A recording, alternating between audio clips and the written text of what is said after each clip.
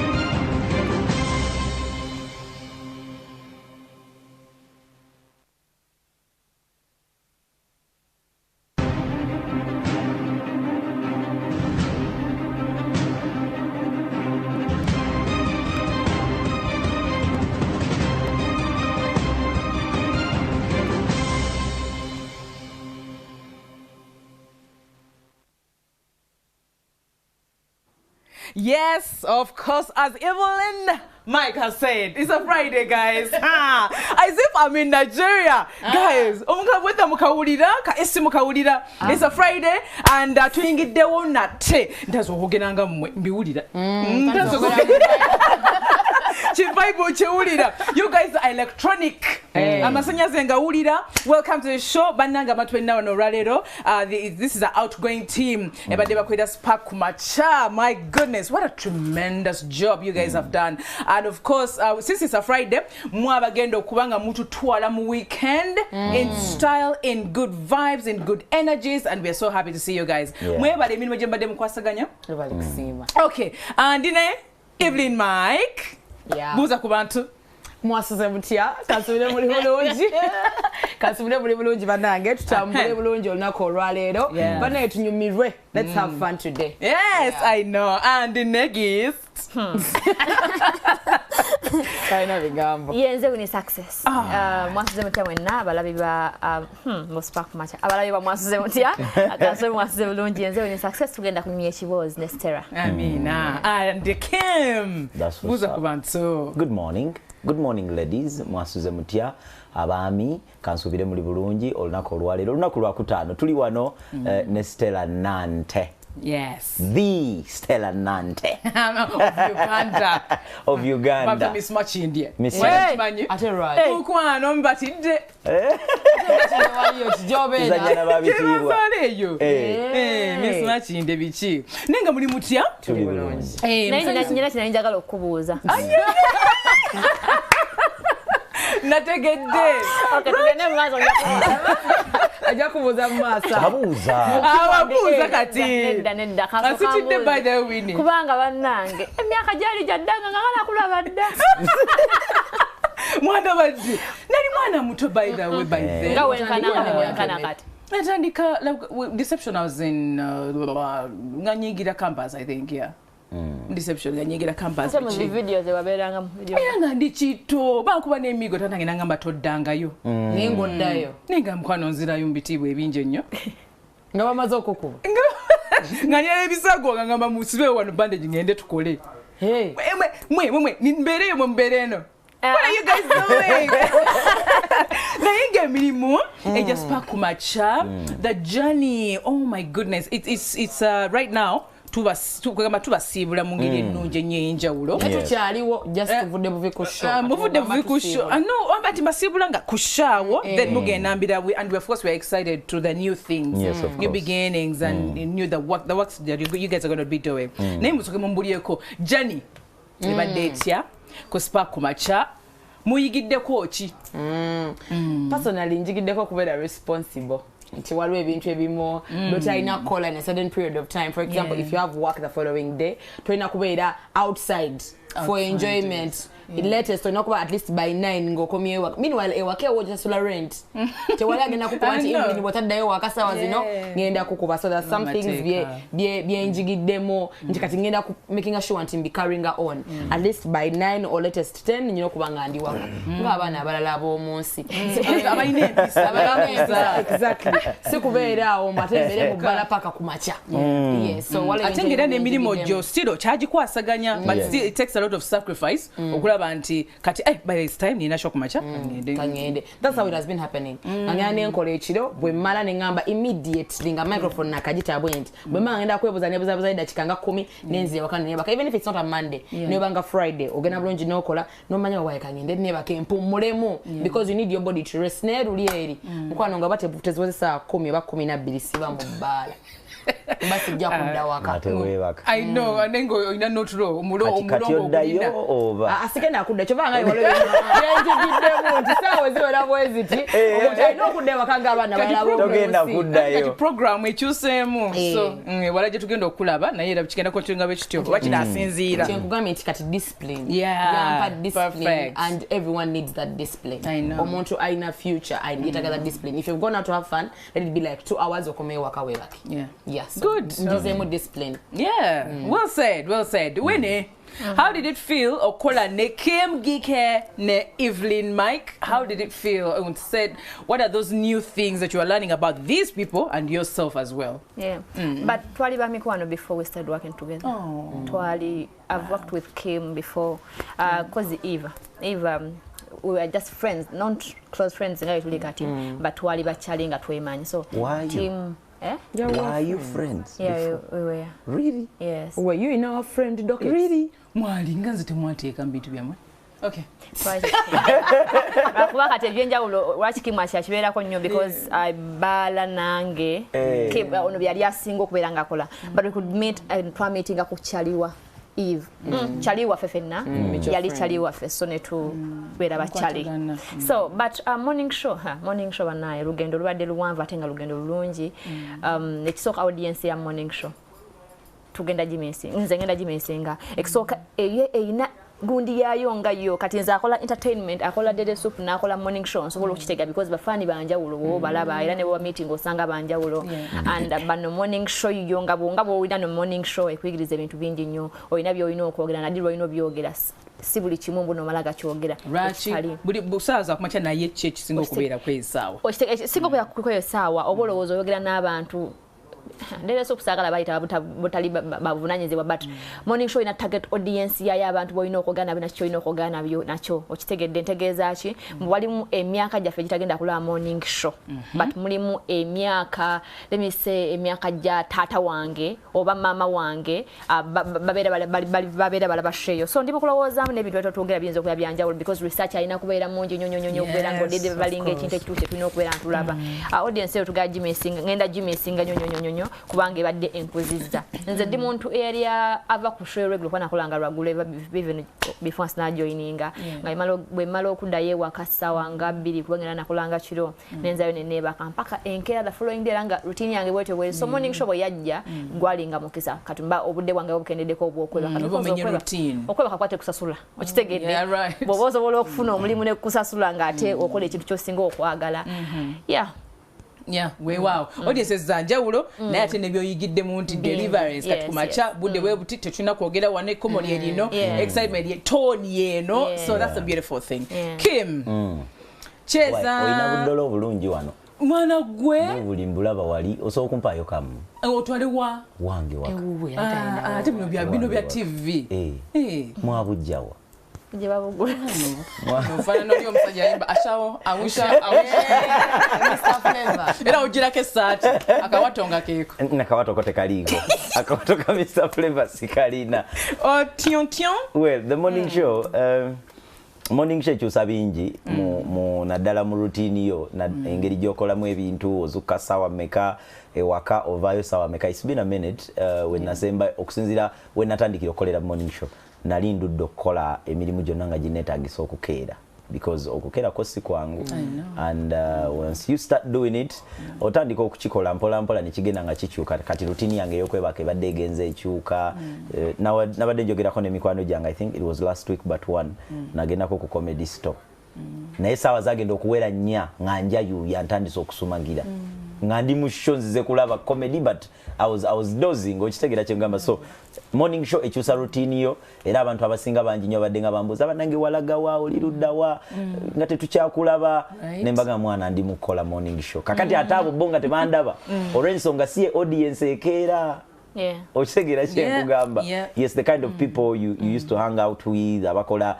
emirimu emirala most of the times ate kisinga okwemisa abantu abakeera ennyo ku makya by audience yo yanjawulo kisere bisingo jja kwekanga ngo omuntu akeera ku makya kijja muberera kizibu okumusanga ku TV mid morning or after morning hours kuba ku makya wabera n'obudde obutula ku TV maybe they are having breakfast as they get ready to go to work n'ebintu ebiringanga ebyo so most times twafunanga mukisa gulabibwako audience ekikeekyo so nga bwakugambye eyo gyoyitira ogenda osinkana abantu ab'enjawulo different age brackets before nina abantu benasanga nga mu kkubo of course bangi nnyo nga gamba hey keep I watch your show but it was a certain age group okitegeera naye kakati myaka 25 ameka obwe watyo but when I started doing the morning show mpita ayiteeyo gye mpita ng'osanga abantu ng'omulaba musajja mukulu myaka gya muzeeyiwo oluusi 35 plus ng'ali mu kugamba nti Kim I watch mwembeerako ku show yamwe nembalaba ndabira bawala bokola nabo ndabira Winnie ndabira Evelyn oba okitegeera a different age group so kitegeeza twali tuku morning show erina a different society gyoyinza okubanga nayo okuŋŋaanya ate nebeera ng'ekikwasaganyiza bulungi so nga bwakugambye personally I'm also going to miss the morning show I know but it is always done for the better oba okitegeera nga bwe njimisinga nakuba mponyokera I know and it's always of course we gave into bingi nnyo and nabalabanga nga muyina amawulire wano muyina current affairs muyina chi so eno side Winnie ne Eve bakola daily soap and then when they come here it is like serious things Winning yakola daily soap winning yakola winning okay but still winning are very ngajeno and of course so your change of shows dynamics ziba zaawukana naye wano the challenges of age bracket in Jimulimo of like to present a show like that needs you guys to be updated you have to know current affairs you have to be aware of like whatever is happening mwachifuna challenge in any way personally challenge ate kati yali awo because one thing omulimu guba mulimu Stella nti oba okimanyi nti kati ngenda kukola kineeno kati kiri eri gwe to go and do research ekiyinza okuba tekyali buzibu because we have to be updated you have to know what's in the news what happened but personally challenge nze yabeerangawo nti bw'ogenda ku social media nolaba what I do outside Spark TV Spark Kumacha nolaba nekyenkola ku Spark Kumacha you may look at two different people nti ojja kusanga Evelyn Mike ali kusajja ali kuwogana let's go get ready what ate no mass so I am presenting current news and everyone thinks omuntu akola show yokumacha you have to carry yourself a certain way and that certain way was not my kind of way outside Spark Kumacha so there would be complaints tipanange onayambala bwati akola bwati ate no bwakola bwati kwegamba bitibikola ki tebibalancing so for me that has been a challenge all over sometimes I would even think which way should I go njagala nyo kwemsinga ate obogenze kwemsinga I'm not going to wear a suit when I'm going to be on stage because you have to entertain it has to come from how you dress to what you speak to what you say and that morning show requires you to actually rebrand completely which was going to be hard for me because ina wali yakasente kenetaga netaga yakasente so it has been challenging Iranga this change for me is a plus for me. Kubanga zikigenda kunyambako okusigala mu line yange eri gye njagala nze ng'omuntu. So that's the only challenge I got. Nebi no busima kunonya mawulire manya what happened. Just when either kulaba Akawungeezi oba agafeeyo and then you get to know what's happening. Of course keeping on Twitter and getting information, but otherwise okuchu ati okwawula brand you know yes pa kumacha ne Evelyn Mike wakola mu bala ne events ebadde challenging nnyo. Yeah, right. And of course dressing. Did they give you guidelines of how to like when you're on morning show you have to dress like this? Somebody had to get rid of a yellow wig. But she is wearing it. No, it was yellow like yellow. Oh, yellow like a yellow. You wait. Yellow In the first week of the morning show, I had a yellow wig. And then I received a very big message. No, that is not allowed. You can't put on a yellow wig on the morning show. I know. And there was a time I had a head song. What? No! In the morning. And in that time, you're struggling to find your footing. Exactly. And you're not trying to change the whole self. Like, I'm going to change the whole self. Of course, in the way. You're not a certain type of way. Not this certain type of way. Okay. We need for you. In the morning, sina chinsumbu yokutwalizamu ekinsumbu ye kukeera okutali kumanyire. Yes. Okuva when natandikire nkoze nziza nkola evening shows okitegeera kati obuzibu bwajja kukeera, but research by the way buli muntu kimukakatako kubeera nga amanyi ebifa like mugwanga kikakatako kusoma mawulire ago ne oba tokola ku TV kikakatako kubeera nga otegedde yesterday kyabadde ekibulio kitegeera mulime ebintu bikakatako mbu ne bwe tunatuvude ku morning show tujasiga twetaaga ebintu ebyo because mbulamu bwa bulijjo twatulina byetaaga n'ekyokwambala nze bwento bwenyambala kuva buto outfits zange ngabo zengo nda ku TV abandaba walugwe lumpi okitegedde walugwe lumpi nja kwambala lumpi obusuti versus a suit is different. Obusuti byawukana obusuti buli obwa obusuti baba jajjafe nganya obusuti agamba buno no manyo obusuti bakujwala wakanaka suit those mushanana things there's that kasuti of like this. Mucho sizo lulimi. Okay, keep so get to I feel ganged up. I feel like a certain way, but it's all right.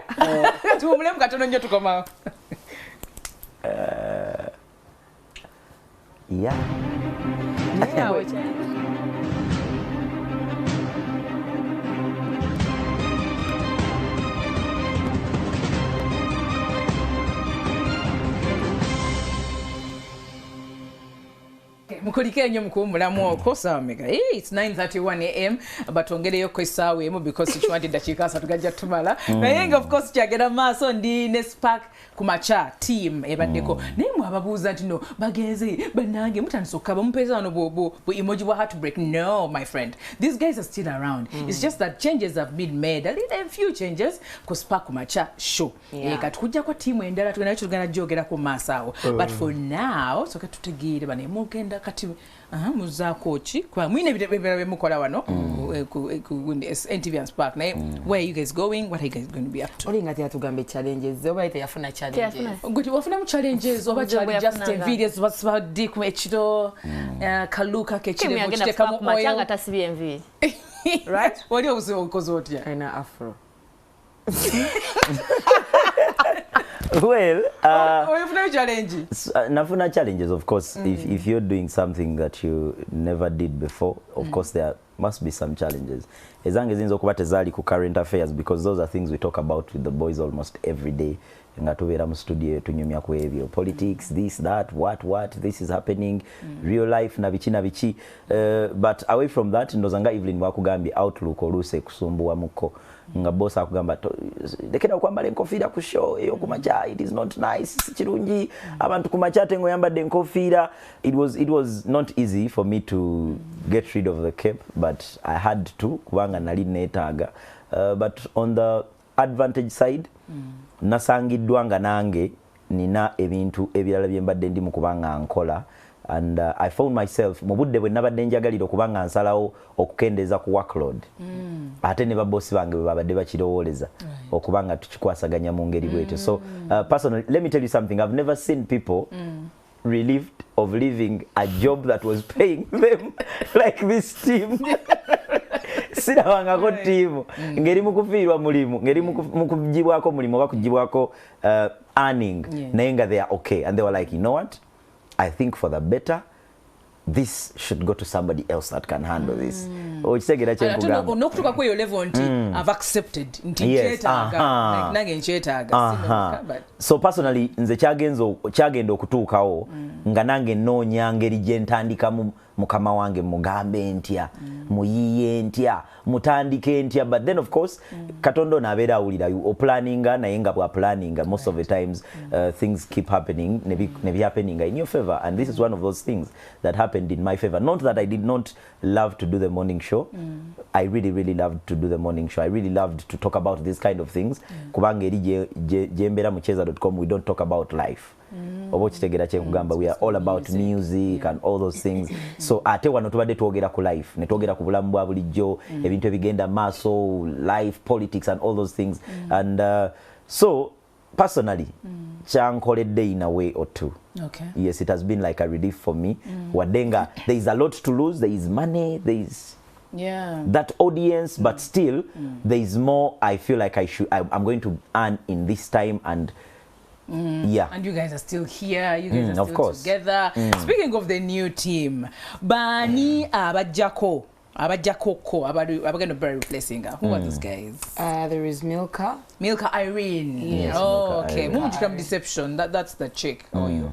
Abajjako abalada. Kati mwende myaka mulimu jejimu. Ebigambo bino byogera naye bajja bikugamba olunaku lumu bajja bigamba. Okay, we got you. Milka Irene and Kefas. Kefas. Gomita Kefas. Yeye ita Kefas Mayumba. Kefas Mayunga. Mayumba. Bamita Kefas Mayumba. Musajja wa Kabaka era agenda kubeerawo naye abeere ng'akikwasaganya mpola mpola. And then agenda okuba ng'akola sports. Amwita Wahab. They're also adding a sports element into the show. So people wanted that element, and there is no way any of us could have delivered sports. Because perfectly. Right. So personally, I'm not a football person. I don't watch football. I support Arsenal. I feel like you support Arsenal. Yeah. Right. I support Arsenal. I mean, why? Why don't you ask why do you choose to suffer when you can be happy? Why don't you ask the team why it exists? Nachosalawo kukaba amaziga ngosobola okusanyuka. We know wagira team ki? Tawagira yo mpira. Kati bali. Yeah, so personally nzo mpira nguzanya, but it's not. I feel like you're not obsessed. Sitting down for 2 hours when I can get the results in 1 minute after ne highlights ngazidi shortened. I feel like that is not the time I should be putting in. Broken by the team he was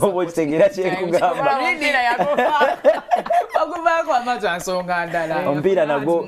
No. Watching football is not something I fancy from kuva muntandikwa. I used to love football, but watching football, I feel like budde bungi nnyo okutuula okulaba ekintu kyengenda okulaba mu highlights zadda kikeemu ntegerani yateebye ani yakoze foul ani yakoze eki nani yawangudde omupiira in just 2 minutes ngate ntudde nkirabire eddakiika 9 plus. Okay, so abantu bano betagira support. You guys willing to help them? Have they reached out? I don't know, because kasita bitabiramu kukeera kasita ekintu kyobaddemu aba yetaagako kimoni okogikola otya biki wini how is I don't know how is ndi willing naye obuzibu buli bumu otakuba simu saa 10 ezokumakya ebira byonna bisobola okukolebwa n'okubaya chine wabera mu segment ya social media nsobola kubawa amawulire ago kupambana ngakoze ekiro ku mudere soup ekyo nsobola dalo kikola narubuzibu sawa chime kaze bankubira wakansobola mbasindikira nga sinagenda kwebaka okitegedde kisobola okukolebwa ngojja ko kere bisigadde buli kimu kye betaaga tuwe tuli okubera tu supporting. I mean if Evelyn Success. No, it's okay to call me by the Evelyn Success because when I get in the supermarket, they'll call me Winnie, or they'll call me Evelyn, even my own boss, Harriet. She calls you Evelyn Success. By mistake, ngakuta Evelyn Success. Winnie Mike. Auntie, Bamuita call Mike. They will either call her Evelyn or Winnie Success. But me, it's either they'll call me Winnie or they'll call me Evelyn Success. Oh, correct. But we don't even look alike. Man, like when you guys are always together. What do you Oh, about? Bambi. Oh dear.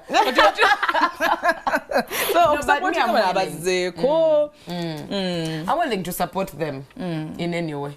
So please don't hesitate. Please don't hesitate. Anytime, send me a text message. I'll be there. Mufunidemu girlfriend when mbaddewo mufundemu kuba no twali twajja kunoonya basajja you happen mubeereyo ne muganya together ne meeting aba fans choba dotegeeza ba fans ne tukola kitya nemu by the way nze meeting them ba fans bwe nfuna omukisa okugendako mu restaurant waliwo emmere nga sitasasulwa mmere munnange bafani ba morning show radio serious n'obulamu jika restaurant nayingiramu musajja n'ansemberera tunyumize atekadde okubanga yali musajja musajja ogaye basajja of course balina kwa bakazi so omusajja yagamba waitress n'amugamba mbadde nsaba ogenda ogeko ne winning nakye njagala mukuyira kyazoggula nendya bulungi ate sibe nali ngenda okulya because byali bya bbeeyi nakeerabira byali bya bbeeyi nali ngenda okulya bya layisi naye of course namanya mbuno walwasasula n'olya typical Ugandan girl baddemu abantu abali serious ngabo wala na Uganda we bakola bonna tolye mola gama tunoze Kim kankusube enviiri let me just help you out with the hair okay danyo badde sikaloza so kaneke mamusibise enviiri naye no like someone nenagamba okujja okusiba ekiswahili you know that some girls ajansibire koko akuyambeko like you know how come you guys never thought of that right tekyandibadde kizibu tekyandibadde kibi wandinsi Kim attention bananga bwate bakutawanya bawala nga bantawanyiza ki bagwa batawanya abawala nga bantawanyiza ekyokubatawanya kyo kyabutonde gwa batawanya I can't keep away from that sinza kukyewakana abaana bobuwala nina obasumbuwa okusumbuwa ekyo mbadde sitera kukifuna ekyo sikiraba well have you been there in his life no like honestly it never happens I see it never happens kitabeerangawo mbadde sikawulidde oyogera nga ina information yawenjawo what might never happen to me like people actually talk about it but to me it never happens amazima ga Katonda mugulu it never happens to me Oli munsi kiweewala ebintu it's okay It tell never me about happens your to me. individual shows guys what are you guys going to be doing I'm going to be doing 21 questions from 8:30 to 9 which day Monday to Friday sawa so ngenda kubanga interviewing abantu abenjawulo si bayimbi bokka obula abantu abenjawulo be mwandibadde okubanga mwagala okumanya bakwatako tuna abantu banja bali very prominent mu nsi yaffe mu Uganda and abantu bali bagala okumanya yine luko wesigire mu bulamu bwo bw'eddembe abakola ki so ebintu ng'ebyo so interviews tugenda batukola nyingi nnyo ddala so bana embeegayiride ku kalenda yammwe muteekeeko 8:30 to 9 to 9 p.m. Monday to Friday 21 questions 21 questions nange Evelyn Mike ulira omuliro kuno tugenda kubala 21 questions baziwera okay now you sabu what are you excited about that show what are you excited about I'm excited super excited one the timing favors me so much and then also mbangenda kuva either njafuna byenkola kumacha oba njafuna omude bange bakumachanga bakuumulamu first of all kati already to bookings done gym Zine counterpart wango wanene. So we're going to start gym effective Monday. Echo mchikolanga mmwe oba with email yazze. We're always on it to do that, but ngola bedera in the morning and then you have little space and then the radio show and then stuff like that. So we've included the gym. Eda buli muntu ali bambi working out because you need it. So we've included the gym in our routine. Fitness coach. Before you even get into the gym. Of course we're going to be looking for. Now we have people who love us so much. Kati omukulu hamu wali yali atugamba dabanage banamwe muje mu working out. Naye ngo obudde bwe tutalaba. So kati twaddayo luno tumugamba omukulu hamu. Obudde bwalabise. Nagamba mujje tewali buzibu. Ostero yaga tujoyininga. Mana bale nja kujja nammwe. Mugambe wali. wali just waham wali yeah wali mu town bwamala morning show ngatija kati mugenda kwa msame kakwa ntiso okujira negwe sikwesiga nenga ndaba toli show anza ebintu byasala siyesiga no I work out every day like when I wake up there's a routine that I do kubanga ombiri gwange botajira guso okuva out of control. You have to work out. I have to nja kujangayo of course I join you so Winnie, what are you going to be doing? Chena ade nkolera neka tulako echenjawulo ekirala ekyecho dere soup ya badenga ndikola neka techenjawulo kati concentration egenda kubeera nyoko entertainment news amawulire ago saka nyoga ita lugambo era twewalana muntu yenna ita entertainment news olugambo amawulire ago mawulire ngabo olaba sawe Akawungeezi negalirwa kwa kuganjawulo gabere mu kitundu kitegedde so entertainment yo tugenda kujogera ndoza kati kigenda kubeera nga changu nnyo kubeera nga boyogera ku entertainment yeka yegenda okusula muntu ekusibe muntu yeah right you're going to concentrate kati tubadde kola bwenti nga bwe mala waneno evening awonsoka nengamba ati producer oyo nga mutadde nga concentrating kumulala I know morning show genda kubeera mbinene genda kubeera sono tandika kubeera nga timnayo ola amawulire ngo sinka producer onoga bichi byogenda okolera following day so kati echenjawulo kiri nti kati tugenda concentrating nyonyonyonyonyonyo ku kino so kaide so energy endala eno yenyiri yetandiseke eno nga tukuli ko morning show telikuzikiza okay ebirungo byemongedde mwongedde munamo yeah mdere soup of course tweyongedde already nze abale talina budde mbadde nkola ne password but now nze badde nyinawe mu limiting kubanga nyina morning show okitegedde kadonga producer wekanga ate akoncentrate nze nyoko omate nga tuli team y'abantu babiri ne wekanga tasobola kubaako champa naye kati agenda kuchimpa so buli kimu kigenda kubeeranga full kijjudde bulungi. Okay, before I go to Kim waliwo shows etulabanga emabega kawo a couple of years back nga bulabula bamali ga entertainment ku saawa ezo abantu bagenda nga mu depression ngalaba ekintu ku TV muyimbi artist film actress byonna nga bagenda ne mu depression nga ebintu bibalaba nga gaba naye kati balimba like ebintu byemukyusizaamu have you got that kind of feedback oba like show you feedback gyofuna eri etya wadde oyogedde ku muntu naye nga asigala tali offended but still well this time round actually byakyukamuko era abadde nga baladde soap byakyukamu those days shows obadde ze walingola those days zalinga bwesyo kituufu but now you see saying engeri gyakigonzaamuko waliwo meetings ezajja wakati awo nga bali batabukidde ddala ne bagera ne balopanga so if neita ne bakwatagana ne bagaa kati moyo kyola tukola nnyo exclusive kyola tukola nnyo Kim kyeyeyogeredde era bwe tubale tuogana tugana naye yayogedde bwati ne tukuwa ne those days wajjanga oluusi nokola gossip ndowooza lwe lugambo n'okola olugambo just hear say bewawulidde naye nga tebiri sure kyola times tukubira omuntu bwe tulanga kiganye tukubira nsobola kufuna ku video ne tukubira esimu ne tugamba kino ekimanyiiko then ffe tuwaayo kyoyogedde yeah that's a better side of everything oliofuna their point of view insine ekyewulira and then you comment about everything nerakuba oluusi n'abayimbi nanti bakubira esimu ne bagawa waayo empisaamu mukube okitegedde abamu nga nabo beetaaga okubeerawo nga baba because man obeerawo otya ng'oli muyimbi atono akwogerako okitegedde so some don't actually mind oyogeddemu oba ki yes naye abamu babayindinga abamu bayinza okusalako nemwogeramu nenaku ezo fose mbadde ndabashoyo oletamu ne baguests sometimes and you know so mwode mwongeddemu every now and then okay Kim Otyo, what are you going to do next? Obo chali kucheza, and what are you going to mix in? Professor. Well, it is Professor. I take that in the name of God. I take the Professor title. Well, nze nange ngenda kubeera mu cheza.com and then of course ku radio ku Dembe FM I do a show called Twejeo every evening.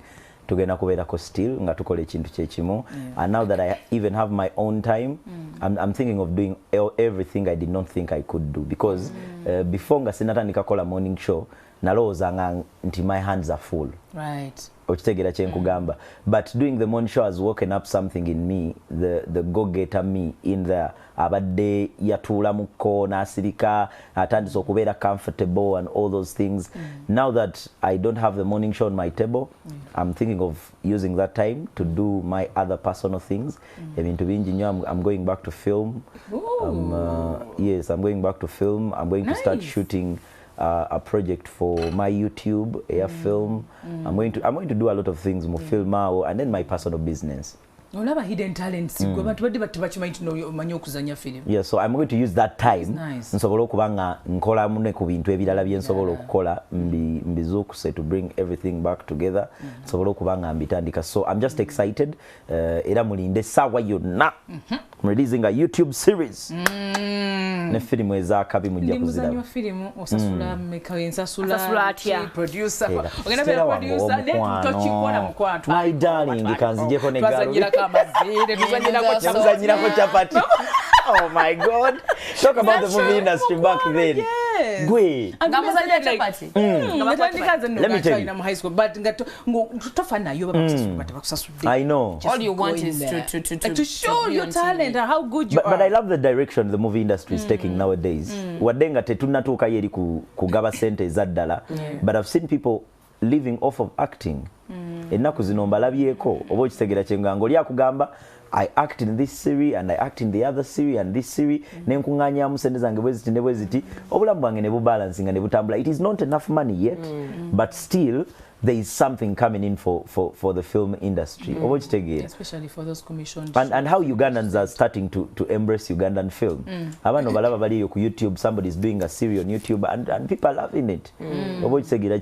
So your direction nayo njagala nnyo kuba ffe twa acting angaluli nga egosasula ngate gozanya gokera golinya transport gokola olusingo ina director we were acting under people nga gosasula nga bakuyita auditions no sasula auditioning fee no malo sasula auditioning fee nga mugenda okola filmu no sasula center atezo kugenda okola film ne registration no sasula registration ne mukibina no sasula like nze ndese talent yange tukwatagane and people make money off these films gwe not afodamu back in the day but nowadays ebintu bigenzi bichuka mu kokatono tono and I'm loving how everything is moving. Of course tucharanira ko dala so far so good. So far not so bad because kati since gundi about Palmaji other TV stations and TV choices kati baba sasude sende za bulungi nyo per episode baba sasula bulungi nyo ebirala byo tucharana script storytelling eyo the art wanga kati twali so used to boy meets girl they get married film negwa naye kati tutunulira stories kati so kujja story ya Buganda no jikola mu story a film one thing I've realized about Ugandan film temuli humor. There is no humor. But muntu bazanya film nga the filmmakers I know right. So you guys are here. You can sorry. By the way, you can say it. Sorry. Oh dear. Somebody does a film script from 1 minute to the last hour of the show nenga temuli mu adakanto akasesa like there is no funny element in there nengo olaba film ya Hollywood nga ya action nenga mulimu a lot of funny phrases ngoli ayogera akagambo ne kakusesa something to make you think neka te bintu byaffe biri so straight ataba tutabachagala bintu byenna I love you okay why are you leaving me? My mother wants to see you. Okay, so people go through a lot you understand that is theater. Yes. Jogenda or you want to do theater asking no ko theater bakolerayo ki bichi byowandiagadde teka mu amaanyi from the show wayogera kunjogera ate ne wayogera wanatwaleko ku chachi otekamu kutwaleko mu church every Sunday evening nsaba agambye church tagambye buzi tagambye kusaba anti kati ye gyagende. It is good. We shall always rejoice in the house of the Lord. Even in my home is the house of the Lord. In the presence of Chesola okufuna ku simu. If you genda ko mu church wallahi. Mu church sikuka. Nze genda kujja mu gym kana ejangu mu church. Ye bileke. Bileke to jia mkwano tojja. Don't come. Wewe biri mu kutwala mu church. Bileke agenda okwogera. Anyway, buli muntu yenna ali waneno nkimanyi buli muntu aina obulamu gyagala direction jagala butambulemu so ndi mukulowooza buli muntu yenna ali manyi TV mwana naddala nga ffe tuli ku TV tuyinza okulowooza mbono buli kimu kiweddeyo naye tuba tulina bingi ebyokukola after TV waliwo ekintu kyonna kye tulina okukola at times obudde bwebadde butusalako but buli muntu yenna alina okubeera mukwano gwenna ali ku TV ali mukubeera ng'oli mukundaba ndi sure mostly abana bali mukula mu media YouTube nkimanyi kigwa bulungi nnyo but waliwo ebintu byolina okukola nga tebiri ku TV nga tebiri ku YouTube obulamu bwo butamu yes okitegedde because mami we bulamu bwo olina okubeera kyo bula akasente ako mwana akaside hase yendala kategerekeka agenda kuba kyeyo twagala kuba kye kusagala kubomba nga ba presenter bannaffe temwagala kubomba sagala kubomba. Now the problem comes in kakati fe tubeera ku TV wano manyi buno bulamu bwa TV bubuzaabuza there is money wadde ng'oluusi bw'otandika okufuna sente zino owulira nga si sente ng'oli ku TV you start feeling like that is not enough money this is not enough money but there are people out there that don't even earn a quarter of what you earn oba ekitegeera kye ngamba so we get used to the life n'otandika okulowooza nti since Evelyn Mike amanyidde okugula engatto z'emitwalo 5 luli yagulanga engatto za mitwalo 10 okitegera kye ngamba now it is okay for her bw'omubuuza ebbeeyi Evelyn Mike webotiki yakuyiga n'okuyiga kati Evelyn Mike bw'otamuwa bya bbeeyi alowooza oba omuwadde bitategerekeka so there is a way this life forces you to live a certain kind of direction ate ng'osobola okulivinga obulamu obulala kyova olaba abasinga ku ffe bamaliriza abombye kuba kyeyo after years of TV nga talina kyakozeeyo. Mike Kitu kyebirala by'oteekamu ebudde ebiriwa I love the way you jikwasaganya. You guys are very hardworking, man. Yes, we are. Kantu chikwasaganya. There's social media. Sometimes wabira yebintu eyo. Winine, Mikey, you know, how do you guys deal with that whole, I don't know, personally, chaos, me when I see chaos, I don't reply to chaos. Yeah, I don't reply to chaos unless that chaos is important to me, that is going to add to me. Nekati mwabajeo ne mutuvuma ne mugamba msimango. But first of all, mkama yatonda wait. There is nothing I'm going to do about it. So bojano mvuma. Or when I come and I give my opinion, you're also giving me your opinion. Though opinions are musteka mo busongo, ate mvuma buvumi. Nchifocho kwa opinion is amwe. So me I don't care and I don't even read comments in the first place. I hear you, mama. Yeah, so that's how I deal with social media. Baoli debo. Baoli. Mama. Nze sibalina akobuzi. It's okay. Because nze damu comment. Comment ku comment. Odamu comment ku comment. Nze nga bwogirese. Eshingidde mu butwe. Kigenda okuwandiikira. Kasita kibanga kizze okusinza ku comment bw'okyeta nga kiringa gundi naga kale mukwano naawe ddiya. So nze nga bw'okirese. I know you are binnuma nno. Era baba bagala your attention ayagala omuddemu ka reply wali. Baweeri. Nze obudde mbulina nawe nkimanyi babuyina. Okitegedde so babuyina nange mbulina. Kubanga era nsobola agenda social media kuddamu gundi eyo nga sina budde. Kitegeeza mambo yina. Okitegedde nze mbisoma ne mbiddamu. In fact ngamba ne evening muno muya yakuyisizaamu. Singa ebadde kuyange. Kubanga she reads my comments on my behalf. Oyo mama otadde kati nze sibalina akubuzibu okumaavume nange wendi mbalaba naye banawo bandaba. Okay. Let's advise the youth in any angle about entertainment, about you. There are so many youth struggling with a lot, guys. But let's just give them a word of encouragement. Just in 1 second, 2 minutes. Professor. Money well, Mkugambechi, go get it. If you want it, please go and get it. The earlier the better. Start now, do it now, get it. Whatever it is, tebakutera ko limits, tebakugamba nti tosobola, tebakugamba nti tojja kusobola, tojja kumalako.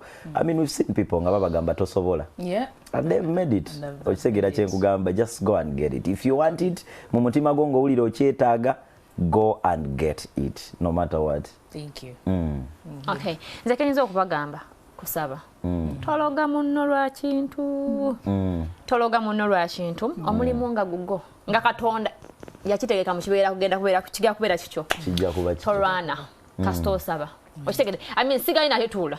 Like mbona yegolwa kwankugambye buno kati naye mukati ngenda bagasaba Katonda nga nembiro kotadde. Okitegedde so golowooza mpasa bwe yagamba watyango osanze empologoma italubale nga nawe budduka oyina okusaba ngate bwokola. Okitegede so teeka mu amaanyi osabe ebisigadde Katonda agenda kubikola. Mashallah. Yeah. Mashallah. Mashallah. Tuddamu mashallah. Bwagamba mashallah kaddamu. No, me what I know, abana bobuwala, when you go on sleeping with everyone because you want things, those are the curses you're carrying to yourself.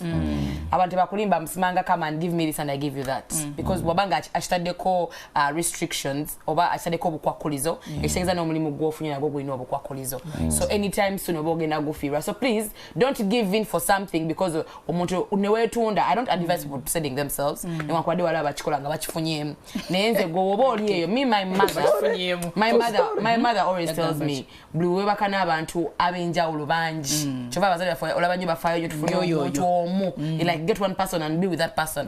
Bwebaka n'abantu abangi balina ebisiraani byabwe. People don't want to know that they have curses and everything. Mwina abantu bajjajja mmwe abedda kati gojja kujja webaka n'omuntu ku bizibu nawe byolina. Because someone is telling you please pray for yourself. Yes, you're praying, but you're sleeping with someone today. You've prayed, you're even sleeping with someone else today. The following day. So you're carrying their curses as well. Bagamba genda weyambulire mu kumuntu kubakta kweyambulula osiboka abantu obulamu tebutambula bulungi, but you're sleeping with this one and the other. And so me I would advise all the girls there, sleeping with everyone first of all does not make you the most beautiful girl.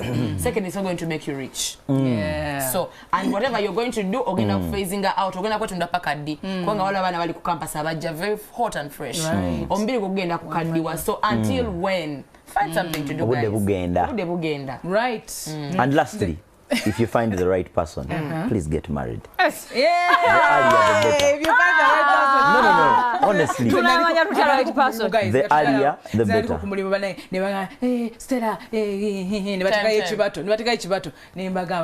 you know who you are, what you bring on the table, what you're capable of. Never gama mukwano zenga manyi I am good, I am a good actress. Kati wabo girl kole ebyo, it's okay, let me go to where they will see my potential and ability. To Galeo, if you find the right person, get married. Akonkabadde basajja by the way. Abona temwegabagaba wini agambye musabe. Yonna bye musabe banange. Kale, what you tambudde? What is tubata? Mwiraba. Naffe tubata. Kati sokoleke. Lesikubuuzizaayo.